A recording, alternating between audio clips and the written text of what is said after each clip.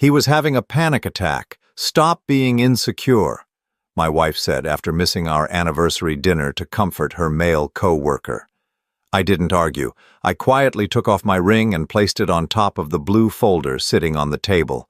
She glanced at the papers inside, dropped her purse and screamed, "Wait, you can't show this to—" "I'm glad to have you here. Follow this story until the end and comment the city you're watching from so I can see how far my story has reached." I had been looking forward to March 15th for weeks. 25 years of marriage deserved something special, something that would remind Kristen and me of why we fell in love in the first place. I spent the entire day preparing her favorite meal, lobster thermidor with roasted asparagus, the same dish we'd shared on our honeymoon in Maine all those years ago. The dining room table was set with our wedding china, the good silverware that we only used for special occasions, and candles flickering in the crystal holders her mother had given us. I'd even managed to find a bottle of the same wine we'd opened on our wedding night, though it had cost me nearly $200 to track down a vintage from 1997. By 6:30, everything was perfect. The lobster was staying warm in the oven, the asparagus was ready to be plated, and I was wearing the navy suit Kristen had always said brought out my eyes. I'd even splurged on a new tie, something I rarely did since becoming more budget-conscious after my mother's medical bills had eaten into our savings. But 6:30 came and went, then 7, then 7:30. At 8:15, my phone finally buzzed with a text message that would change everything between us. "Sorry, honey. Marcus is having a panic attack at work. Can't leave him like this. We'll make it up to you tomorrow. Love you." I stared at the message for a long time, my thumb hovering over the keyboard as I tried to formulate a response that wouldn't sound bitter or disappointed. Marcus Chen was Kristen's new colleague at the marketing firm, someone she'd mentioned frequently over the past few months since starting her new position. According to her stories, he was brilliant but fragile, prone to anxiety attacks that left him unable to function. "Hope he feels better soon," I finally typed back. "Dinner will keep." But as I sat there in my expensive suit, looking at the elaborate meal I'd spent hours preparing, something inside me felt different. It wasn't just disappointment. I'd dealt with plenty of that over the years as our marriage had slowly shifted from passionate partnership to comfortable routine. This was something else. Something that felt like awakening from a long sleep. Kristen didn't come home until nearly midnight. I was in bed pretending to read when I heard her key in the lock. She moved quietly through the house, and when she finally slipped into our bedroom, I caught a whiff of something that made my stomach clench. Cologne. Expensive cologne that definitely wasn't mine. "How's Marcus?" I asked softly, not looking up from my book. She froze for just a moment before continuing to undress. "Better, thankfully. It was really scary for a while there. I couldn't just abandon him when he was in that state." "Of course not," I said, finally meeting her eyes. In the dim light from my reading lamp, I could see that her makeup was slightly smudged, her hair not quite as perfect as it had been when she left for work that morning, but it was her expression that caught my attention, the way her eyes darted away from mine just a fraction too quickly. "I'm sorry about dinner, Tim. I know you worked hard on it." "It's fine," I lied. "We can celebrate this weekend." She smiled, but it didn't reach her eyes. "You're the best husband in the world, you know that?" As she headed to the bathroom to wash her face, I found myself staring at the ceiling, my mind racing. 25 years of marriage had taught me to read Kristen's moods, her expressions, her tells, and everything about tonight felt wrong. The next morning, I woke up early and reheated the lobster for breakfast, eating alone while Kristen slept in. The expensive wine had gone flat overnight, and the romantic gesture that had seemed so important yesterday now felt foolish. But as I sat there, mechanically cutting through the reheated seafood, I made a decision that would change everything. I was going to start paying attention. Over the next few weeks, I began to notice things I'd apparently been blind to before. The way Kristen's phone was always face down on the table during dinner, how she'd started working late at least 3 nights a week, always with explanations about urgent projects or client emergencies. The fact that she'd bought new perfume, something light and floral that she claimed made her feel more confident at work. Most telling of all was how she'd become protective of her schedule, in a way she'd never been before. For years, we'd shared a family calendar on the refrigerator, marking important events and appointments. But suddenly, Kristen's work commitments were too complex to write down, too subject to last-minute changes to plan around. "It's just the nature of the business," she'd explain when I asked about her increasingly erratic hours.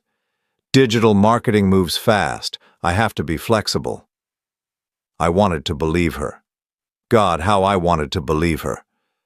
But there were too many small inconsistencies, too many moments when her explanations didn't quite add up. Like the Tuesday evening she came home with wet hair claiming she'd been caught in a rainstorm that the weather report insisted hadn't happened.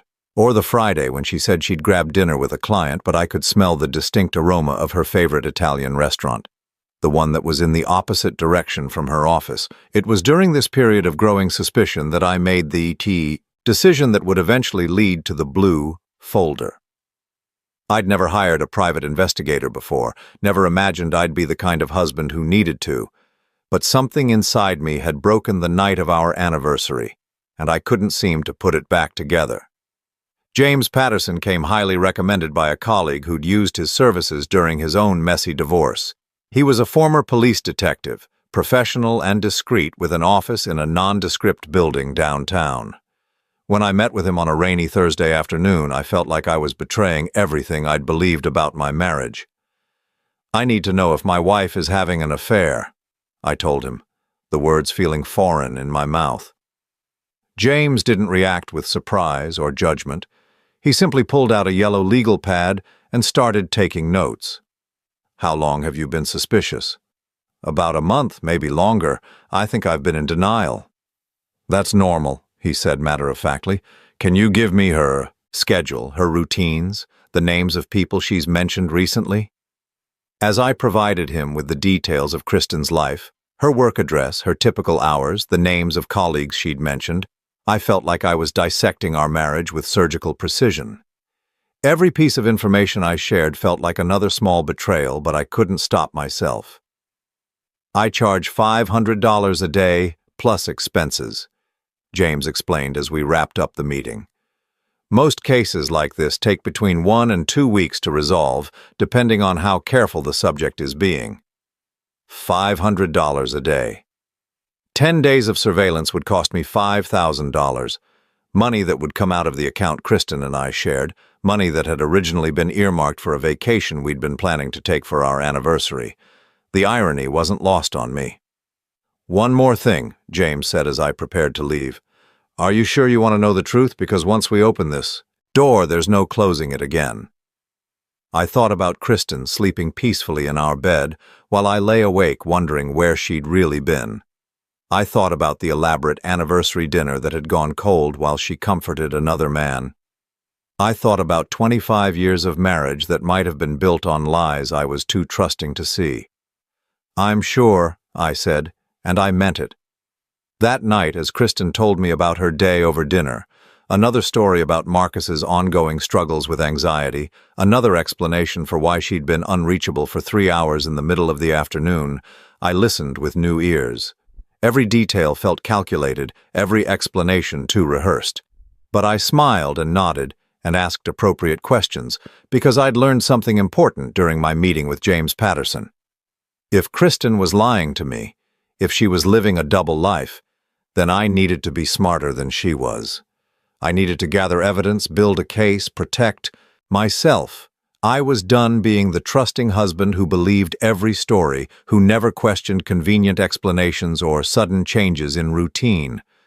The blue folder that would eventually hold the truth about my marriage was still days away from existing, but the man who would fill it with evidence had already been born. As I went to sleep that night, listening to Kristen breathe beside me, I wondered if I was sleeping next to a stranger. The woman I'd loved for 25 years, who I'd trusted with my heart, my future, my life, was she real, or had she been performing for so long that even she'd forgotten who she really was? I would have my answer soon enough. James Patterson would make sure of that. But first, I had to survive the next week of pretending everything was normal, of playing the role of the oblivious husband while my world quietly crumbled around me. It was going to be the longest week of my life. The waiting was the hardest part. For 5 days after hiring James Patterson, I went through the motions of normal life while my stomach churned with anticipation and dread. Every morning I kissed Kristen goodbye and wished her a good day at work, knowing that somewhere across town, a stranger was watching her every move. I threw myself into my job at the sales office, staying late to avoid going home to an empty house when Kristen worked her increasingly frequent overtime hours.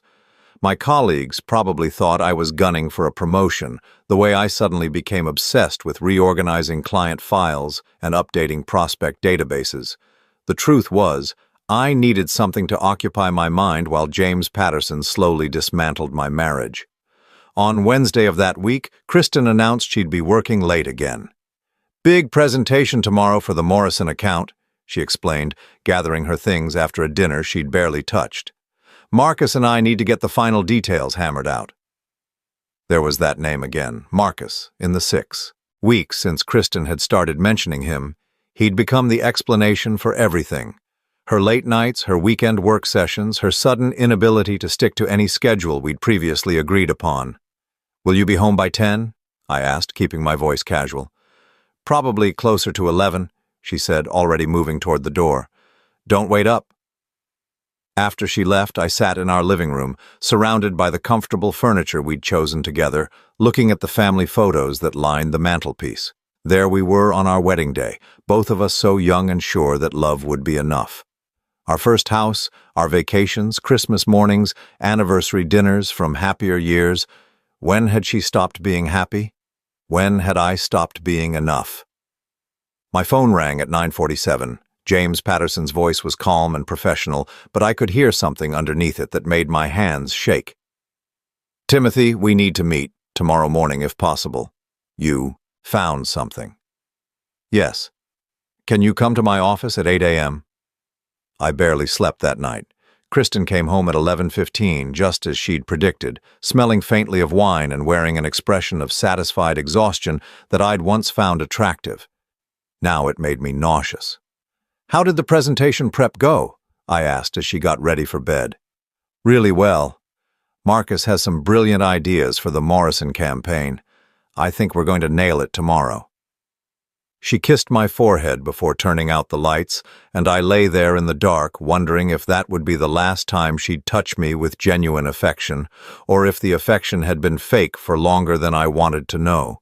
James Patterson's office felt different the next morning. The same sparse furniture, the same motivational posters on the walls, but now there was a manila envelope sitting on his desk that seemed to pulse with dangerous energy. "Before we start," he said, gesturing for me to sit down, "I want you to know that what I'm about to show you will be difficult to see. Are you ready?" I nodded, not trusting my voice. He opened the envelope and spread a series of photographs across his desk like playing cards. Black and white surveillance photos, time-stamped and dated. Each one felt like a physical blow. Kristen entering a hotel lobby with a tall man in an expensive suit. The timestamp read, Tuesday, March 22nd, 6:15 p.m.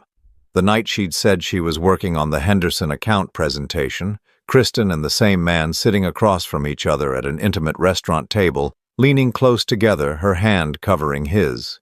Wednesday, March 23rd, 7:43 p.m., the night of the Morrison presentation preparation. Kristen kissing the man goodbye in the parking lot of the same hotel, her arms wrapped around his neck in a way that spoke of long familiarity.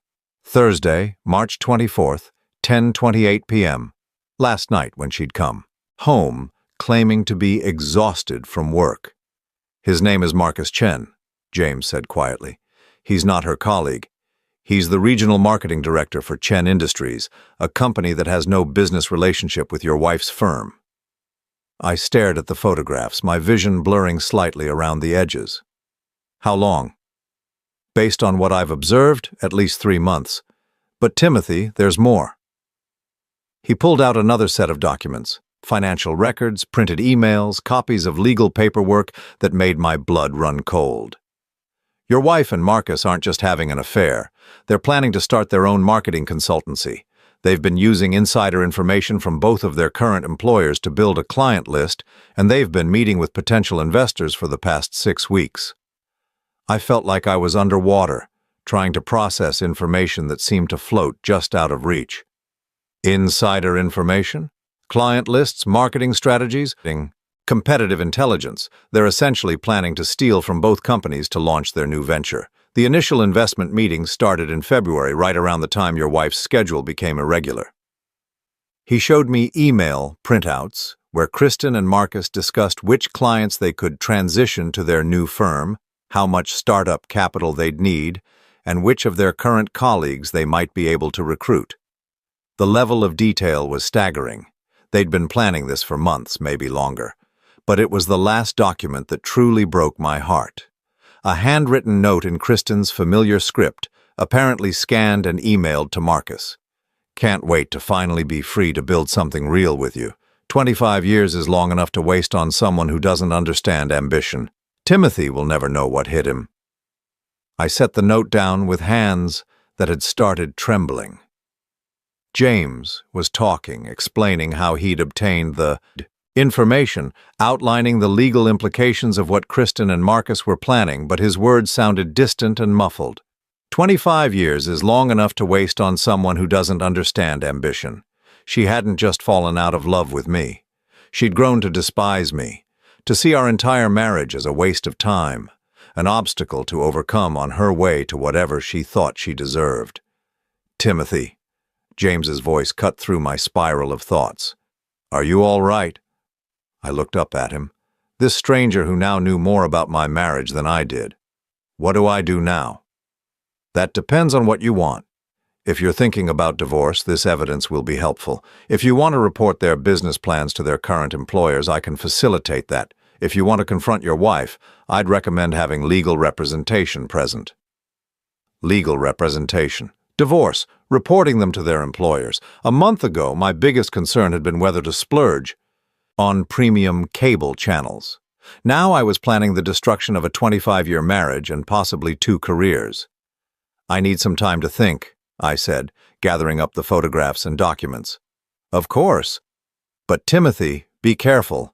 If they suspect you know, they might accelerate their timeline, and if they're willing to commit corporate espionage, they might not hesitate to take other steps to protect themselves. The drive home from James's office passed in a blur. I kept thinking about Kristen's note, the casual cruelty of reducing our marriage to wasted time. Had she been thinking that when we celebrated our 20th anniversary, our 21st, when exactly had love turned to contempt, and how had I missed it? I called in sick to work and spent the day in my home office, organizing the evidence James had given me into neat piles. The photographs went in one stack, the financial documents in another, the emails and legal papers in a third. Then I put everything into a blue folder I'd bought for organizing tax documents, something ordinary and unremarkable that could sit on my desk without attracting attention. That blue folder became my anchor over the next few days. When Kristen told me about her day, spinning elaborate stories about client meetings and project deadlines, I would think about the folder and remind myself that I knew the truth now.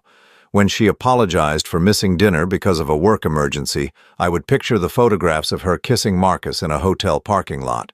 The strangest part was how normal everything seemed on the surface. Kristen still asked about my day, still commented on the weather, still reminded me to pick up milk on my way home from work. The woman who had written that cruel note about wasting 25 years was the same woman who folded my laundry and left encouraging notes in my lunch bag.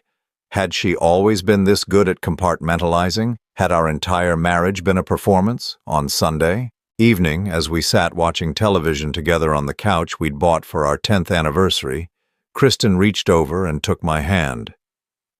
"I love you, Timothy," she said softly, her thumb tracing circles on my palm.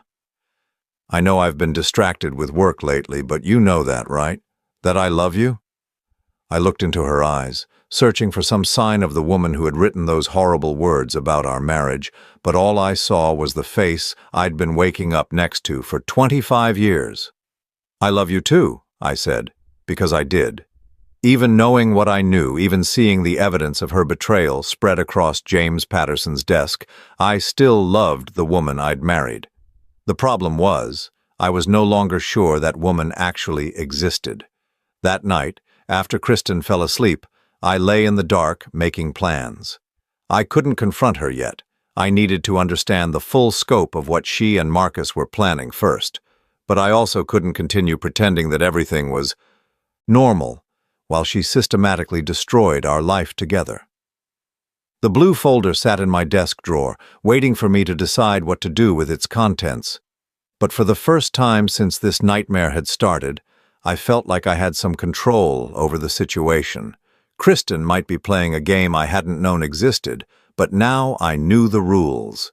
I spent the next week becoming someone I'd never been before, a husband who investigated his own wife. Every morning after Kristen left for work, I would pull out the blue folder and study its contents like a detective building a case.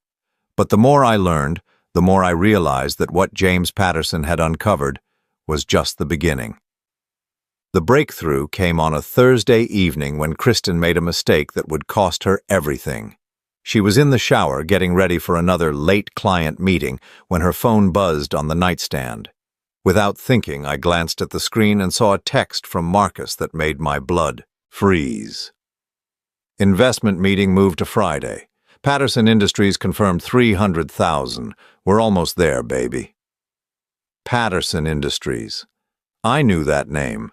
They were one of my company's biggest competitors, a firm we'd been trying to land for months.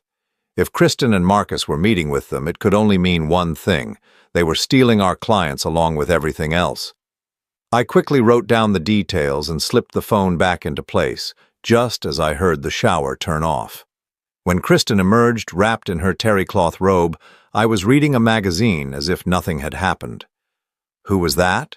I asked casually, not looking up from an article about golf techniques I had no interest in learning. "Who was what?" "Your phone buzzed. Thought it might be important." She picked up her phone, checking the screen with the practiced nonchalance of someone who'd been hiding things for months. "Just a reminder about tomorrow's presentation. Nothing urgent." Another lie delivered so smoothly that if I hadn't seen the text myself, I would have believed it completely. The next morning, I called in sick again and drove to James Patterson's office with a list of questions that had kept me awake all night. "I need you to dig deeper," I told him, sliding a piece of paper across his desk. "Patterson Industries, Chen Industries, anyone else they might be meeting with? I think this is bigger than we thought." James studied my handwritten notes, his expression growing more serious as he read. "Industrial espionage," he said finally. "If they're stealing client information and using it to poach accounts, we're talking about felony charges, not just adultery." "Can you prove it?" "Give me another week. But Timothy, if I find what I think I'm going to find, your wife could be looking at serious jail time. Are you prepared for that?" I thought about Kristen getting dressed for work that morning, kissing my cheek goodbye, reminding me to pick up her dry cleaning. The woman who still made my coffee exactly the way I liked it, who still laughed at my terrible jokes, who still reached for my hand when we walked through parking lots. "I'm prepared for the truth," I said, "whatever it is." That weekend, Kristen announced she needed to work both Saturday and Sunday to prepare for a major presentation the following week. "It's the biggest account we've ever pitched," she explained as she packed her laptop bag. "If we land this one, it could change everything for the company." I smiled and told her I understood, kissed her goodbye, and wished her luck. Then I spent the weekend doing something I'd never imagined I'd have to do. I followed my own wife. Saturday morning, instead of going to her office building, Kristen drove to the Marriott downtown. I parked across the street and watched as she met Marcus in the lobby, both of them dressed like they were attending a funeral rather than a casual work session. They disappeared into the elevator together, and I spent the next 3 hours sitting in my car, wondering what they were really doing in that hotel room. Sunday was worse. This time, They met at an expensive restaurant on the other side of town, joined by two men in expensive suits who looked like the kind of people who made seven-figure decisions over lunch. I couldn't get close enough to hear their conversation, but I didn't need to. The body language told the story. Leaning in conspiratorially, shaking hands over contracts, raising champagne glasses to toast agreements I wasn't supposed to know about. When Kristen came home Sunday evening, she was glowing with excitement. "How did the presentation prep go?" I asked, setting aside the book I'd been pretending to read. "Amazing! I think we're really onto something special, Tim. This could be the opportunity I've been waiting for my whole career." She wasn't lying about that part. This was the opportunity she'd been waiting for, the chance to steal enough clients and inside information to launch her own company with her lover. The fact that it would destroy my career and our marriage was apparently just collateral damage. Monday morning brought the call I'd been dreading and anticipating in equal measure. "Timothy, we need to meet immediately," James said, his voice tight with urgency. "What I've found, it's worse than we thought." This time, his desk was covered with enough documents to fill 3 blue folders: financial records, email printouts, legal contracts, incorporation papers, and photographs that painted a picture so damning that I felt sick just looking at it. "Your wife and Marcus Chen have been planning this for 8 months, James began, spreading the evidence out like a prosecutor presenting a case. "They've already incorporated their new company, MC Strategic Solutions. They've secured initial funding of $500,000 from investors who think they're getting proven marketing executives with established client relationships."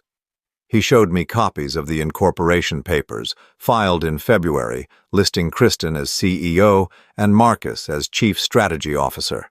Their business address was a luxury office suite downtown, already leased and furnished with money from their investors. "But here's the really damaging part," James continued, pulling out a thick folder of printed emails. "They've been systematically copying client databases from both their employers. Your wife has been photographing confidential documents, copying strategic plans, even recording private meetings without permission." The emails between Kristen and Marcus were breathtakingly casual in their criminality. They discussed which clients would be easiest to steal, how to time their resignations for maximum damage to their current employers, and how much proprietary information they'd need to copy before making their move. But it was the personal emails that cut the deepest. "I can't wait to be done. Pretending," Kristen had written in one message. 25 years of playing house with someone who has no vision, no ambition, no drive to be anything more than ordinary. Timothy's a good man, but he's small-minded. He'll never understand what we're building." In another, "The hardest part isn't the lying. It's having to act grateful for a life I outgrew years ago. When we launch MC Strategic, I'll finally be free to be who I really am." And the most devastating, "Tim still thinks I'm the same 25-year-old girl he married. He has no idea that person died of boredom years ago." I set that last email down and looked up at James, who was watching me with the careful expression of someone who'd delivered bad news to too many people. "There's more," he said gently. "They're planning to resign from their current jobs next Friday and start poaching clients immediately. They expect to be fully operational within 30 days. "Next Friday," I repeated numbly. "That's in 6 days. "Yes. And Timothy, there's something else you need to know. Your wife has been transferring money from your joint savings account into a personal account she opened 3 months ago. Small amounts, never enough to trigger alerts, but it adds up to just over $37,000. $37,000. Money we'd saved together, money that was supposed to be for our future, for emergencies, for the life we were supposed to be building together. She'd been stealing from me to fund her escape plan. I thought about all the times she'd suggested we should be more careful with money, all the small economies she'd proposed over the past few months. No wonder she'd been so concerned about our budget. She was secretly draining our savings to finance her new life with Marcus. "What are my options?" I asked, my voice sounding distant to my own ears. "Legally, you have several courses of action. You can report the corporate espionage to both employers. They'll likely face criminal charges. You can freeze your joint accounts to prevent further theft. You can file for divorce and use this evidence to protect your assets, or—" He paused, studying my face carefully. "You can confront them before they make their move." "What do you mean?" "They think they're safe. They think you're the trusting husband who will never suspect anything. But you have 6 days to disrupt their timeline, to take control of the situation before they can execute their plan." I gathered up the evidence, now enough to fill 2 blue folders instead of 1, and drove home in a daze. The house felt different when I walked through the door, tainted by the knowledge of what Kristen had been planning in these same rooms, where we'd shared 25 years of what I'd thought was genuine love. That evening, as Kristen told me about her day, more lies about client meetings and project deadlines, I found myself studying her face like I was seeing it for the first time. How had someone I'd loved for so long become so skilled at deception? When had she learned to look me in the eyes while systematically destroying everything we'd built together? "You seem distracted tonight," she said as we got ready for bed. "Everything okay?" I looked at her. Really looked at her. And for the first time in weeks, I told her the complete truth. "Actually, I've been thinking a lot lately about ambition," I said carefully. "About what it means to build something meaningful with your life." Her eyes flickered with interest. "What brought that on?" "Just wondering if I've been too small-minded, you know. Too satisfied with ordinary when I should be reaching for something bigger." For just a moment, her mask slipped. I saw excitement flash across her face, followed quickly by calculation as she tried to figure out if this conversation was leading somewhere dangerous. "I think," she said slowly, "that it's never too late to dream bigger, to want more.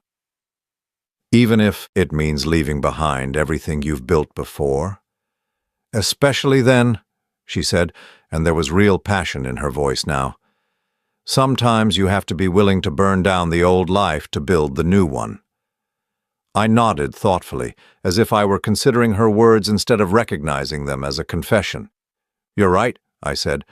"Sometimes you do have to burn down the old life." She smiled and kissed my forehead, the same gentle gesture she'd been giving me for 25 years.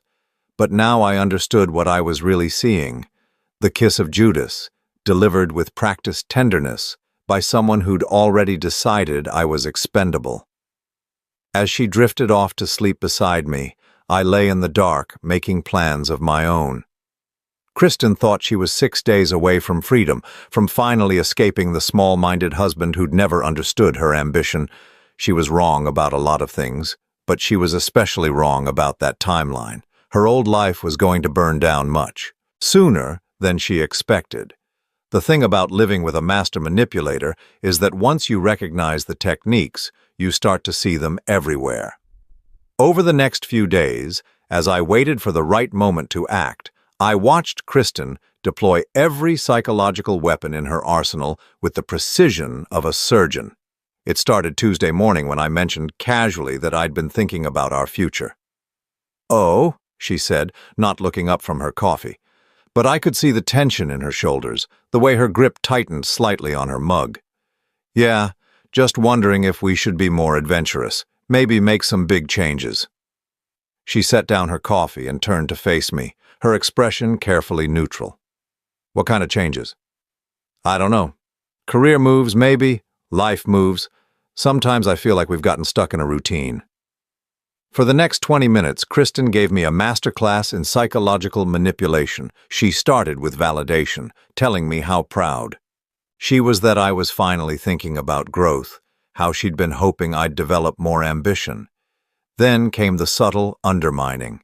Questions about whether I was really ready for big changes, whether I had the skills to compete in today's marketplace, whether I might be having some kind of midlife crisis. "I just want to make sure you're thinking clearly about this," she said, reaching across the table to squeeze my hand.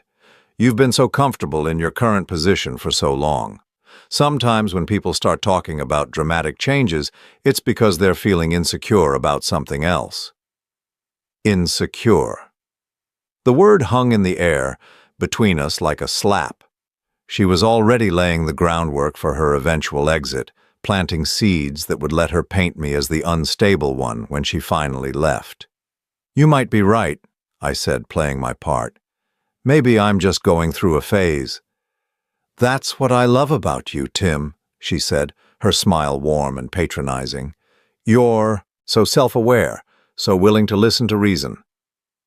That afternoon, I met with my lawyer for the first time. Sarah Mitchell was a family law attorney who came recommended by James Patterson, someone who specialized in high-asset divorces involving corporate malfeasance. Her office was decorated in soothing blues and grays, designed to make people going through the worst moments of their lives feel slightly more human. "This is quite a case," she said after reviewing the evidence I'd brought. "Corporate espionage, theft, fraud. Your wife and her partner have exposed themselves to both criminal and civil liability. What's my best move? From a legal standpoint, you want to act before they do. File for divorce, freeze the joint accounts, report the corporate theft to their employers, strike hard and fast before they have time to hide assets or destroy evidence." "And from a personal standpoint?" Sarah leaned back in her chair, studying me with the careful attention of someone who'd seen every variation of human betrayal. "That depends on what you want. Justice, revenge, a clean break, or are you still hoping to save the marriage?" I thought about Kristen's performance that morning, the way she'd managed to make me question my own sanity while simultaneously planning to destroy my life. "I want her to understand that actions have consequences," I said finally. "I want her to realize that she misjudged me." "Then timing is everything. You need to confront her when she's most vulnerable, when she thinks she's safest. People like your wife, they're most dangerous when they're cornered, but they're most honest when they think they've already won." That evening, Kristen came home with Chinese takeout and a bottle of wine, more affectionate than she'd been in months. She curled up next to me on the couch, her head on my shoulder, talking about her day in the kind of intimate detail she usually reserved for special occasions. "I've been thinking about what you said this morning," she murmured, her fingers tracing circles on my chest. "About making changes, being more adventurous." "Yeah? Maybe we should plan a trip somewhere. Europe, maybe. Take a real vacation for once."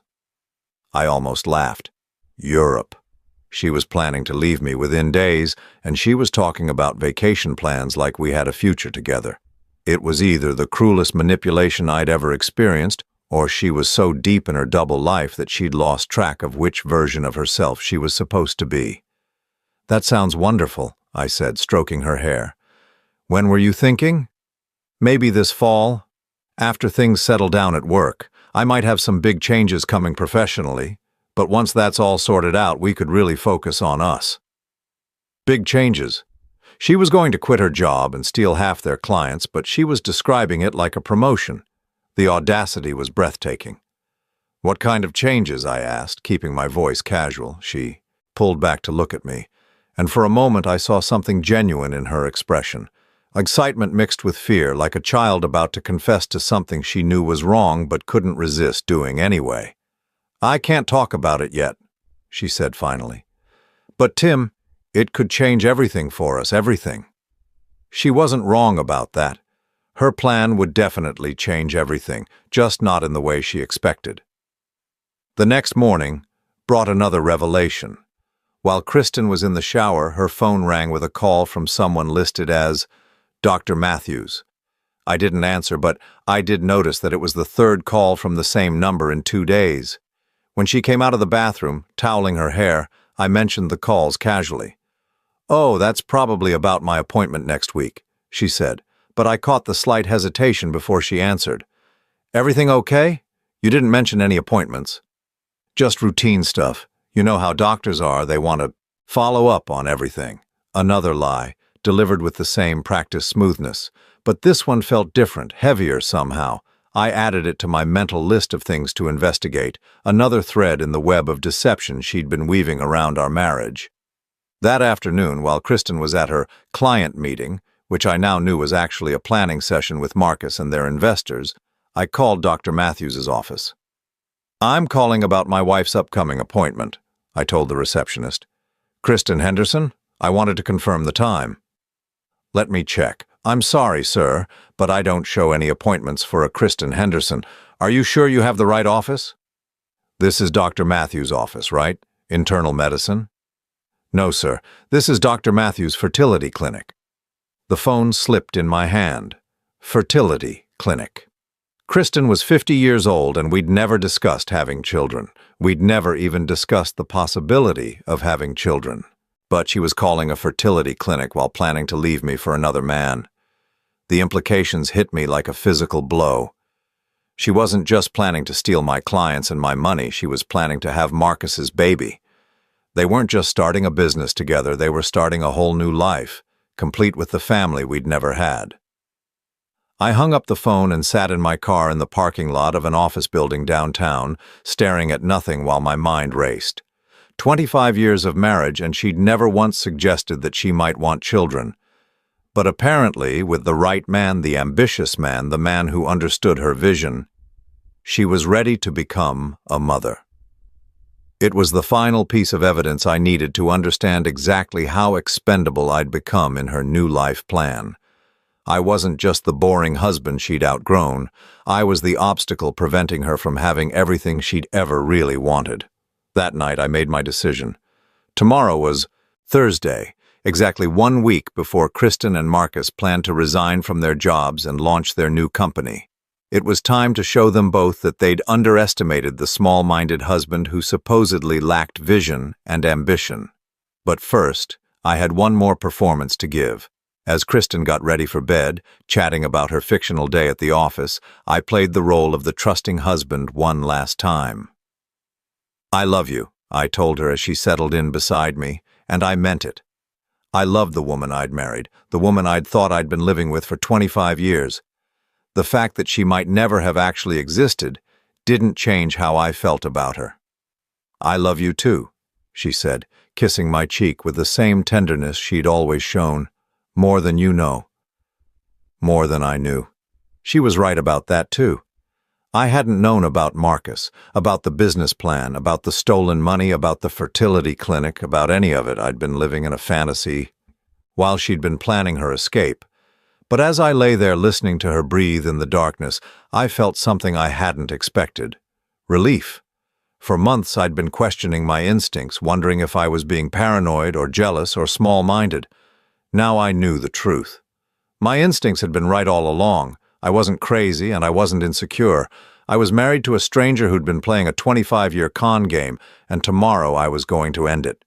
The blue folders in my desk drawer contained enough evidence to destroy 2 careers and send 2 people to prison. But more importantly, they contained something I'd been missing for months: the truth about my own life. Tomorrow, Kristen was going to discover that the small-minded husband she'd been manipulating for months had been building a case against her with the same methodical attention to detail that had made me successful in business. She was going to learn that underestimating someone for 25 years doesn't make them weak, it makes them invisible until the moment they choose to be seen. And when that moment came, she was going to realize that she'd made the biggest mistake of her carefully planned life. She'd betrayed the wrong man. Thursday morning arrived with unseasonable warmth for April, the kind of spring day that usually filled me with optimism about the future.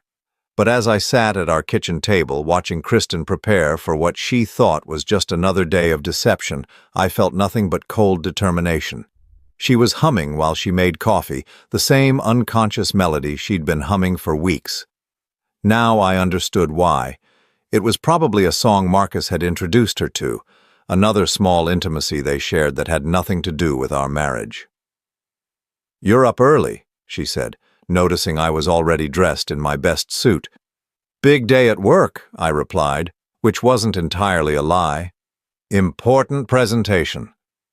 She smiled and kissed my cheek, the same gesture she'd given me thousands of times before. But this morning I noticed how quickly she pulled away, how her attention was already somewhere else. "I'll probably be late again tonight," she said, gathering her things. "The Morrison account needs some last-minute adjustments." Morrison account. Even now, with everything I knew, she was still lying about details that didn't matter. It was like a compulsion with her, an inability to tell the truth even when a simple "I'll be late" would have sufficed. Of course, I said. I understand.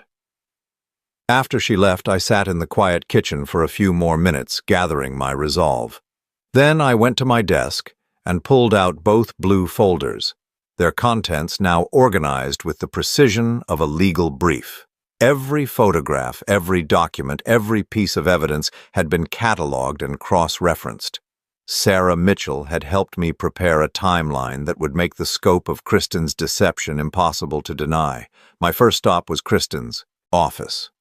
I'd never visited her new workplace before. She'd always discouraged it, claiming her boss was strict about personal visits. Now I understood the real reason. The building was exactly the kind of sleek, modern space that would appeal to someone planning to steal proprietary information.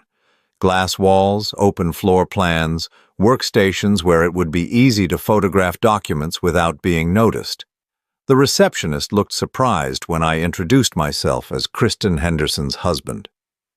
"Oh, I didn't realize Kristen was married," she said, checking her computer screen. "Are you here to see her? Because she's not in today. She called in sick this morning." Sick? Of course she had. She was probably across town right now, meeting with Marcus to finalize the details of their resignation letters. "Actually, I was hoping to speak with her supervisor," I said. "It's about a security matter." 20 minutes later, I was sitting across from David Walsh, Kristen's department head, watching his expression change from confusion to alarm as I spread the contents of my blue folders across his conference table. "This is quite serious," he said, studying the photographs of Kristen and Marcus at their clandestine meetings. "If she's been copying client information." "She has," I said, showing him the printed emails where she and Marcus discussed which accounts they planned to steal. "They've been planning this for months. They intend to resign tomorrow and start poaching your clients immediately." David's face went pale as he read through the evidence. "We'll need to involve legal counsel immediately, and security. If she has access to our systems..." "I've already made copies for your legal team," I said, handing him a sealed envelope. "But I wanted you to know before I take the next step." "Which is?" I looked out the conference room window at the city below, thinking about Kristen somewhere out there, believing she was hours away from pulling off the perfect crime. "I'm going to give her a chance to confess," I said, "tonight." My next stop was Chen Industries, where a similar conversation with Marcus's supervisor yielded the same shocked reaction and promises of immediate legal action. By noon, both companies had frozen access to their systems for both Kristen and Marcus, changed passwords, and begun internal investigations that would ultimately lead to criminal charges. But I wasn't done yet. My final appointment of the day was with the investors who'd been funding MC Strategic Solutions.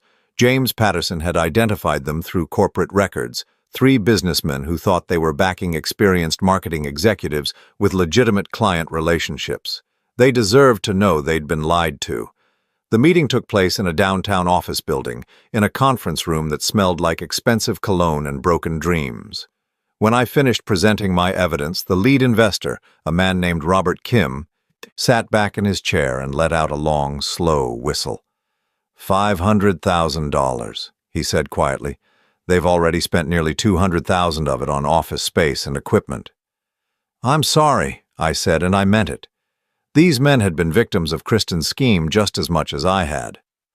"Don't be sorry," Robert said, his voice hardening. "Be thorough. We want every dollar back, plus damages. Your wife and her partner are going to learn what happens when you steal from people who have lawyers on retainer." That evening I went home and prepared for the most important performance of my life. I set the dining room table with our wedding china, lit candles, opened a bottle of wine. To anyone watching, it would look like I was planning a romantic dinner. But the blue folders were waiting in my study, along with the divorce papers Sarah Mitchell had prepared that afternoon. Kristen came home at 7:30, looking flustered and distracted. She barely noticed the elaborate table setting as she hurried toward the stairs. "Sorry, Tim. I need to shower and change. Long day." "Wait," I said, my voice calm but firm. "We need to talk." Something in my tone made her stop and turn around. For the first time in months, I had her complete attention. "Is everything all right?" she asked, and I heard genuine concern in her voice. She still cared about me, in whatever way she was capable of caring about anyone. "Sit down," I said, gesturing to the dining room table. "Please." She moved slowly, her eyes darting around the room as if looking for escape routes. When she saw the blue folders sitting beside my place setting, her face went very pale. "Tim, what's going on?" I poured myself a glass of wine with steady hands, then looked across the table at the woman I'd loved for 25 years. "I know about Marcus," I said simply. The effect was immediate and devastating. Kristen's carefully maintained composure cracked like thin ice, and I saw raw fear flash across her features before she tried to pull herself together. "I don't know what you mean." "I know about the affair. I know about MC Strategic Solutions. I know about the stolen client lists, the fraudulent investor meetings, the money you've been taking from our savings account." I opened the first blue folder and pulled out the photograph of her kissing Marcus in the hotel parking lot.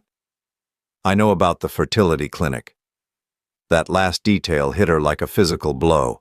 She actually flinched, her hand moving instinctively to her stomach in a gesture that told me everything I needed to know.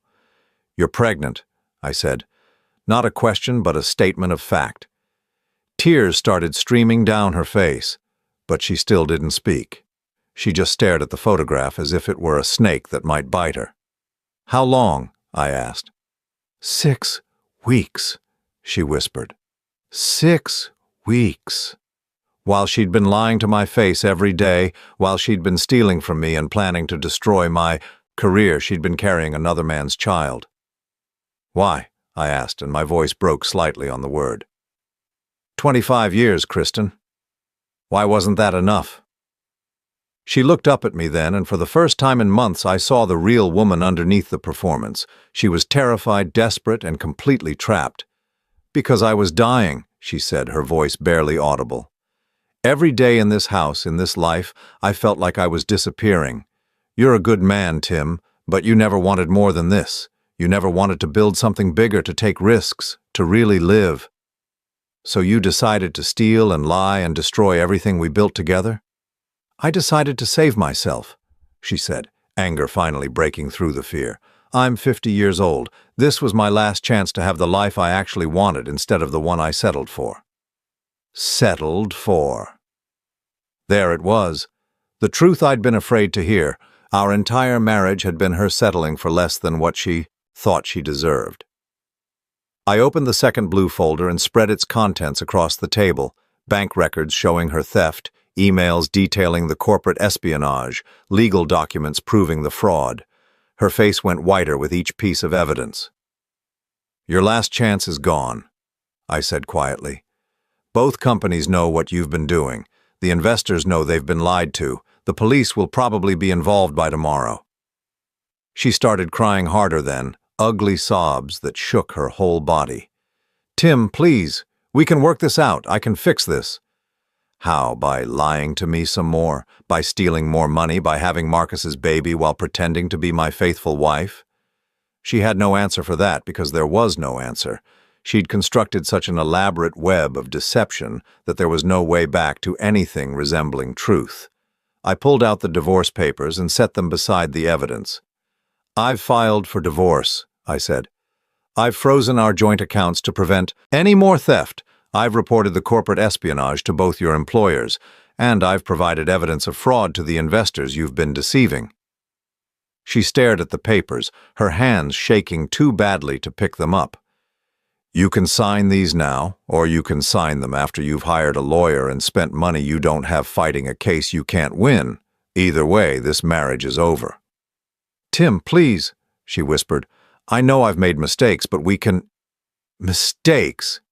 I cut her off, my voice harder than I'd ever heard it. "Forgetting to take out the trash is a mistake. Sleeping with another man while planning to steal my career and my money, that's not a mistake, Kristen. That's who you really are." She collapsed forward, her face in her hands, sobbing so hard she could barely breathe. Part of me, the part that had loved her for 25 years, wanted to comfort her, to find some way to fix this impossible situation, but the larger part of me, the part that had been humiliated and betrayed and systematically deceived for months, felt nothing but cold satisfaction. She was finally experiencing consequences for her actions, finally understanding that her choices had prices she couldn't afford to pay. "What about the baby?" she asked through her tears. I looked at her for a long moment, this woman who'd been planning to leave me for months while pretending to love me every night. "That's between you and Marcus," I said finally. "Assuming he still wants anything to do with you when he finds out his business partner just destroyed both your careers." She looked up at me with red, swollen eyes. "You told them everything?" "I told them the truth, something you seem to have forgotten how to do." She signed the papers with shaking hands, her tears smearing the ink. When she finished, she looked up at me one last time. "I did love you," she said. "At the beginning, I really did." "I know," I said, and I meant it. "But love without respect, without honesty, without loyalty, that's not really love at all. That's just convenience." She gathered her things and left that night, moving out of the house we'd shared for 15 years with nothing but a suitcase and the weight of her own choices. I watched from the window as she loaded her car, and I felt something I hadn't experienced in months: relief. Pure, uncomplicated relief. For the first time since our anniversary dinner had been ruined by her lies, I was alone in my own house without having to wonder who she was really with or what she was really planning. The uncertainty was over. The deception was finished. The blue folders sat empty on the dining room table, their contents now in the hands of lawyers and investigators who would ensure that justice was served. But their real purpose had already been fulfilled. They had given me back the truth about my own life. 6 months later, I stood in the kitchen of my new apartment making coffee for one person and finding peace in the simple ritual. The morning sun streamed through windows that looked out over a small garden instead of the suburban street where Kristen and I had lived our complicated life. Everything here was mine, chosen by me, arranged by me, paid for with money that belonged only to me. The aftermath of that night had unfolded exactly as I'd expected, though with more drama than I'd anticipated. Kristen and Marcus had both been arrested within a week, charged with corporate espionage, fraud, and theft. The investors had sued for recovery of their funds plus damages. Both companies had fired them immediately and were pursuing their own legal remedies. Marcus, it turned out, was less committed to their grand romance when it came with criminal charges attached. He'd tried to pin the entire scheme on Kristen, claiming she'd manipulated him into participating. The courts hadn't believed him, but the betrayal had shattered whatever illusions Kristen still held about their future together. She'd called me once about 3 months after everything collapsed, sobbing into the phone about how she'd lost everything: her job, her freedom, her lover, and the baby she'd miscarried during the stress of the legal proceedings. "I'm sorry," she'd whispered through her tears. "Tim, I'm so sorry for everything." I'd listened to her cry for nearly 10 minutes before responding, not because I was cruel, but because I was trying to find some emotion other than pity for this woman who'd once been the center of my world. "I'm sorry too," I'd said finally. "Sorry that you thought so little of me, and of yourself, that you believed this was your only option." That had been our last conversation. The divorce was finalized 2 weeks later, and I'd signed the papers with the same sense of relief I'd felt that first night. Some chapters of life end with dramatic confrontations, but others simply close with the quiet sound of a pen on paper. Now, as I sat in my small dining room reading the morning news over breakfast, I reflected on how different my life looked than it had a year ago. The house was gone, sold to cover Kristen's legal fees and restitution payments. Most of our shared possessions had been divided or sold, but everything I'd kept felt essential, purposeful, free of the complicated history that had weighed down our shared life. My career had actually improved in ways I'd never expected. Word of how I'd handled the corporate espionage situation had spread through our industry, earning me a reputation for integrity and thoroughness that had led to a promotion and a significant raise. The betrayal that was supposed to destroy my professional life had instead enhanced it. More importantly, I'd discovered something about myself during those months of investigation and confrontation. I wasn't the passive, unambitious man Kristen had described in her emails. I was methodical, strategic, and capable of making difficult decisions when the situation required it. I simply chose my battles carefully. The doorbell interrupted my thoughts. When I opened it, I found Sarah Mitchell holding a bottle of champagne and wearing the satisfied expression of a lawyer who'd just won a significant case. "It's over," she said, stepping into my apartment. "Kristen pled guilty to all charges this morning, 18 months in minimum security prison, 5 years probation, and full restitution to all parties. Marcus got 2 years since the judge wasn't impressed with his attempt to blame everything on your ex-wife." I took the news calmly, feeling neither triumph nor sadness. Justice had been served, but it felt more like the completion of a necessary process than a cause for celebration. "How do you feel?" Sarah asked, studying my expression carefully. "Free," I said, and realized it was completely true. For the first time in years, I feel completely free. We opened the champagne, though neither of us was really in a celebrating mood. This wasn't a victory party. It was more like a wake for the life I'd thought I'd been living. "What's next for you?" Sarah asked as we sat on my small balcony, looking out over the city. "I'm thinking about traveling," I said. "There are places Kristen never wanted to go, things she thought were boring or unsophisticated. Maybe it's time I found out what I actually enjoy when I'm not trying to please someone else." "That sounds healthy." "And I'm thinking about writing," I added, surprising myself by saying it out loud, "about what it's like to discover that the life you thought you were living was completely fictional." Sarah nodded thoughtfully. There might be other people who could benefit from hearing that story. After she left, I sat alone on my balcony as the sun set over the city. In the distance, I could hear the sounds of other people's lives. Traffic, conversations, music from open windows. But instead of feeling lonely, I felt connected to something larger than the small, deceptive world I'd been living in with Kristen. My phone buzzed with a text message from my sister Ellen, who lived across the country with her family. "Thinking of you today. Know it's been hard, but you're stronger than you realize. Love you." Ellen had been one of the few people who'd supported me completely through the divorce. Most of our mutual friends had initially tried to stay neutral, unable to understand how the quiet, devoted couple they'd known for decades had imploded so dramatically. But Ellen had never liked Kristen, had always sensed something calculating underneath her charm. "I always felt like she was auditioning for the role of your wife, instead of actually being your wife," Ellen had said when I'd called her after that first night with the blue folders. "Like she was playing a character she thought you wanted instead of showing you who she really was." She'd been right about that, as she'd been right about so many things I'd been too close to see. I texted her back. "Stronger and freer. Thank you for believing in me when I couldn't believe in myself." That night, I did something I hadn't done in years. I cooked an elaborate meal just for myself. Not because it was a special occasion, not because I was trying to impress anyone, but because I wanted to. I made paella, something Kristen had always claimed was too complicated and exotic for regular dinners. I opened a good bottle of wine, lit candles, and ate slowly while reading a book about solo travel through Spain. As I cleaned up afterward, I thought about the blue folders that had changed my life. They were long gone now, their contents photocopied and filed away in lawyers' offices and court records. But their real value hadn't been as evidence against Kristen.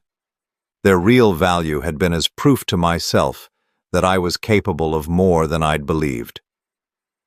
I'd spent 25 years trying to be the husband I thought Kristen wanted, accommodating her moods, supporting her dreams, believing that love meant making myself smaller so she could feel larger. But that hadn't been love. It had been fear. Fear of losing her, fear of being alone, fear of discovering that I might not be enough for someone I thought was extraordinary. Now I understood that the extraordinary thing wasn't Kristen's ambition or intelligence or charm. The extraordinary thing was what happened when someone finally chose to be honest about what they wanted, what they deserved, and what they were willing to accept. Kristen had been dishonest about all of those things, and it had destroyed her life. But in forcing me to confront the truth about our marriage, she'd accidentally given me the greatest gift possible, the chance to build a life based on who I actually was, instead of who I thought someone else wanted me to be. Over the following months, I did travel to Spain, where I discovered that I loved flamenco music and late dinners and conversations with strangers in broken Spanish. I learned to paint watercolors, took a creative writing class, and started volunteering at a literacy center where I helped adults who were learning to read. I went on dates with women who knew nothing about my history, except that I was a recently divorced man who'd decided to explore new possibilities. Some of those dates led to second dates, and one led to a relationship with a woman named Catherine who taught art therapy and had the most honest laugh I'd ever heard. But more than any of that, I learned to enjoy my own company. I learned that being alone wasn't the same as being lonely, that cooking for one person could be just as satisfying as cooking for two, that having complete control over your own life was a luxury worth protecting. The blue folders were gone, but the man they'd helped create was still here. Stronger, wiser, and finally free to become whoever he chose to be. On the first anniversary of the night, everything had changed. I made myself the same meal I'd prepared for Kristen, lobster thermidor and roasted asparagus, with the same expensive wine I'd opened for our anniversary dinner. But this time, I ate every bite while it was still hot, savored every sip of wine, and felt grateful for